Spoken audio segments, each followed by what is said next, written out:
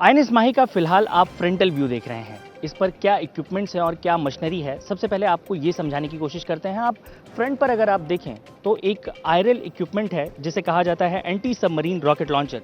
ये rocket launcher किसी भी दुश्मन की पनडुब्बी को बहुत ही आसानी से निशाना बना सकता है और इसकी खास बात यह है कि इसे विशेषतः जो बड़े जहाज़ थे उन पर लगाया जाता है, ये सिस्टम वहाँ पर लगाया जाता है। लेकिन फिलहाल अगर आप देखें तो इस आईएनएस माहे में भी इसे जगह दी गई है, इसे यहाँ पर जो है वो इक्विप किया गया है। तो ऐसे में दुश्मन कहीं भी अगर छिपा होता है या फिर इसका जो रडार सिस्टम है अगर उसकी बात की जाए तो अभय रडार सिस्टम डीआरडीओ की तरफ से जो बनाया गया उसके ज़रिए ये हाईली इक्विप्ड है और इस सिचुएशन में, किसी भी सिचुएशन में अगर किसी भी गहरे पानी में या फिर सतही तौर पर अगर किसी दुश्मन की लोकेशन ट्रैक करनी हो तो आसानी से उसे न्यूट्रलाइज किया जा सकता है। विस्फोट चूंकि अब पानी के अंदर होता है, पानी के अंदर, सतह के अंदर होगा, तो शॉक वेव के ज़रिए दुश्मन की पनडुब्बियों को निशाना बनाया जा सकता है। यह भारतीय नौसेना के कई बड़े जहाज़ों में लगाया गया था। उसके अलावा अगर आप देखें तो आपको नेवल सरफेस गन आपको ठीक आईएलएल के नीचे देखने को मिलेगी, जो कि एक तेज़ फायरिंग सतह के ऊपरी रचनात्मक तोप के तौर पर बनाया गया है और ये ऑटोमेटिक है, यानी कि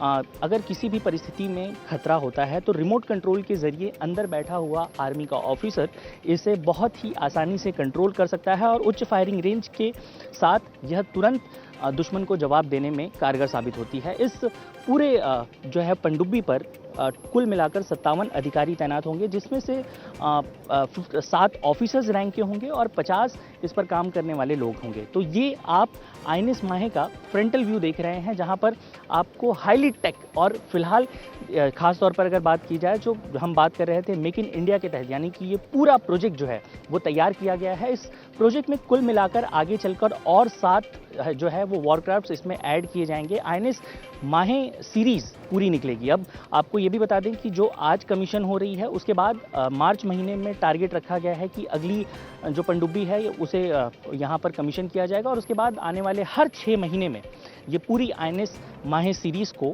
कंप्लीट किया जाएगा, जो दुश्मन को तेजी से जवाब दे सकती है। अत्याधुनिक तकनीकों से लैस आईएनएस माहे का ये बैक व्यू है। अब आपको सीधा आपको लेकर चलते हैं। ये जो आप ट्रिपल टॉर्पीडो लॉन्चर्स आप देख रहे हैं, ये 3-3 की श्रेणी में बनाए गए हैं। 2 टॉर्पीडो लॉन्चर्स आईएनएस माहे के अंदर इक्विप किए गए हैं, जो दुश्मन के जितने भी पनडुब्बियां होती हैं उन्हें लॉक करना और लॉक करने के बाद उन्हें नस्ते-नाबूद करने का काम ये दोनों ट्रिपल रॉकेट जो यहाँ पर जो टॉर्पीडोज़ हैं वो करेंगे। इसके अलावा अगर आप ऊपर देखें तो एंटी टॉर्पीडो डेकॉय सिस्टम भी यहाँ पर जो है इंस्टॉल किया गया है। इसे मारीच नाम दिया गया है। इंडियन नेवी में जो बड़े बोट से, जो पुराने बोट से, जो इसके पुराने जो पनडुब्बियाँ थी उन पर ये सिस्टम लगा हुआ था और उसे आप अगर देखें तो जैसे ही दुश्मन की कोई भी पनडुब्बी नज़दीक आती है या जहाज़ नज़दीक आता है तो उसे ट्रैक करने का काम, ऑटोमेटिक तरीके से ट्रैक करने का काम ये मारीच करेगा। साथ ही इसके ऊपर 2 एक्स्ट्रा रिजिड बोट जो हैं वो लगाए गए हैं, ताकि अगर किसी भी सिचुएशन में, खासतौर पर अगर देखें तो जो वॉर सिचुएशन है वो बहुत कम है, वो जनरेट होती है। तो ऐसी सिचुएशन में खास तौर पर जो पानी के अंदर के रेस्क्यू ऑपरेशंस होते हैं, जो पायरेट्स अटैक होते हैं, या फिर किसी भी परिस्थिति में, खासतौर पर अब देखिए ये मुंबई का नेवल डॉकयार्ड है और यहाँ पर कई बार ऐसी परिस्थितियाँ बनती हैं जब बारिश के मौसम में, अन्य जगहों पर जब ये मशीनरी वहाँ पर इक्विप की जाती है, तो ऐसे में बचाव और राहत बचाव के लिए या सर्च ऑपरेशन के लिए इसका सबसे ज़्यादा उपयोग किया जाता है। और इसकी सबसे महत्वपूर्ण भूमिका जो है वो ये होगी कि एक तरह से ये पेट्रोलिंग के रूप में हमें वो जानकारी मुहैया कराएगी जो समंदर के अंदर हमें पहुँचनी चाहिए। जो भी दुश्मन की लोकेशन होगी वो बताएगी। 47 किलोमीटर प्रति घंटे की रफ्तार, यानी कि 12 नॉटिकल माइल्स की स्पीड से ये पनडुब्बी चलेगी। अब ऐसे में सबसे महत्वपूर्ण बात यह है कि सीरीज़ का फर्स्ट एपिसोड आपने देख लिया है और आने वाले लगभग 2 से 3 सालों में इसके जो पूरे सीरीज़ हैं उन्हें कंप्लीट कर लिया जाएगा और उसके बाद आईएनएस माहे का जो पूरा ये सीरीज़ है वो बनेगा सबसे बड़ा साइलेंट किलर भारतीय नौसेना का।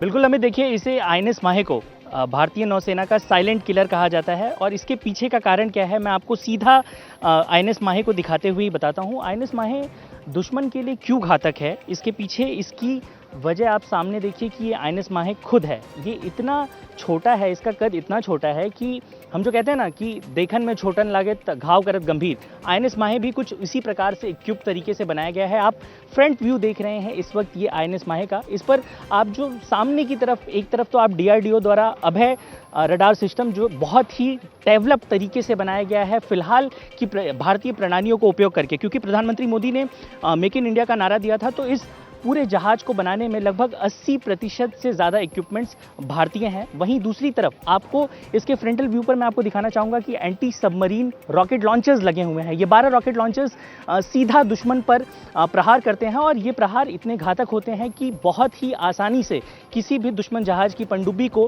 ट्रैक किया जा सकता है और उसे न्यूट्रलाइज किया जा सकता है। उसके अलावा पुराने समय में अगर आप देखें तो जो जितने भी बोट्स या पनडुब्बियाँ बनती थी उस पर ऑटोमेटिक मशीन गन्स नहीं होती थी, लेकिन इस वक्त यहाँ जो मशीन गन आप देख रहे हैं ये ऑटोमेटिक और रिमोट कंट्रोल से चलने वाली 30 mm की गन है। इसके अलावा आईएनएस माहे जिस तरीके से, जिस अत्याधुनिक प्रणाली का उपयोग करके जिस तरीके से इसे बनाया गया है, उथले पानी में भी इसे पूरी तरीके से इस संरचना में रखा गया है कि किसी भी परिस्थिति में अगर कोई सिचुएशन आती है तो रेस्क्यू ऑपरेशंस भी ठीक तरीके से किए जाएं। पैरेट्स अटैक होते हैं तो उस सिचुएशन में भी आईएनएस माहे बेहद कारगर साबित होगा भारतीय नौसेना के लिए। इसके अलावा इसका जो पिछला हिस्सा है वहाँ पर 2 मल्टी लेयर्स टॉर्पीडो लॉन्चर्स रखे गए हैं, यानी कि 2-2 लेयर की 2 टॉर्पीडो लॉन्चर्स हैं और एक बार में 6 टॉर्पीडोज लॉन्च किए जा सकते हैं। और उसके ठीक ऊपर अगर आप पिछले हिस्से में देखें तो आपको मारीच डिकॉय सिस्टम नजर आएगा। मैं इस सिस्टम के बारे में आपको बताना चाहूँगा। ये सिस्टम जो आप देख रहे हैं ये दुश्मन की जो बोट्स होती हैं अगर उससे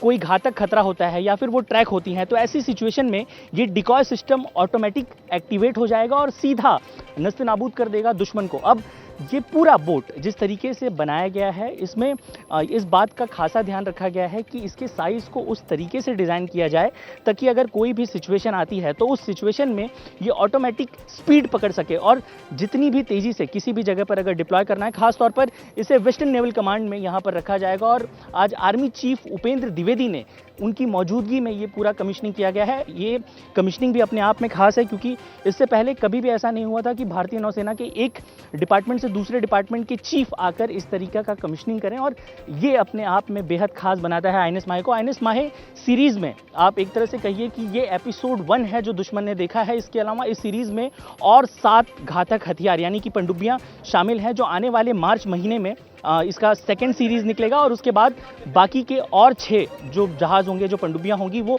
हर आने वाले 6 महीने में उसे कमीशन किया जाएगा। अब आपको एक बार और इस पूरे व्यू को दिखाते हैं। ये मुंबई का वेस्टर्न नेवल डॉकयार्ड है। इस डॉकयार्ड पे सबसे खास बात है कि देश की आर्थिक राजधानी है और उसकी सुरक्षा की, उसके समुद्री सीमा की और भारत के समुद्री हितों की रक्षा करना है वो बेहद खास हो जाता है और इसीलिए ये आईएनएस माहे इसमें बहुत अहम भूमिका निभाएगा। इस पर कुल मिलाकर 50 जो हैं वो ऑफिसर्स तैनात रहेंगे। इसके अलावा जो लीड करेंगे इसे वो मिस्टर चौबे जो यहाँ के कमांडिंग ऑफिसर होंगे वो भी एक अहम। उन्होंने बातचीत के दौरान एक बेहद खास बात बताई कि जब भी किसी भी प्रकार की सिचुएशन आती है तो हर जगह आप बड़े बोट्स को, बड़ी मशीनरी को डिप्लॉय नहीं कर सकते और इसीलिए इस पूरे आईएनएस माहे सीरीज़ को तैयार किया गया है। हमारे पास अभय कॉर्मेट नाम का एक सीरीज़ हुआ करता था, ये एक तरीके से उसी का रिप्लेसमेंट है। 2006 में ये जो आईएनएस माहे है वो जो है वो डीकमीशन हुआ था और उसके बाद एक बार फिर से इसे बखूबी नए तरीके से अत्याधुनिक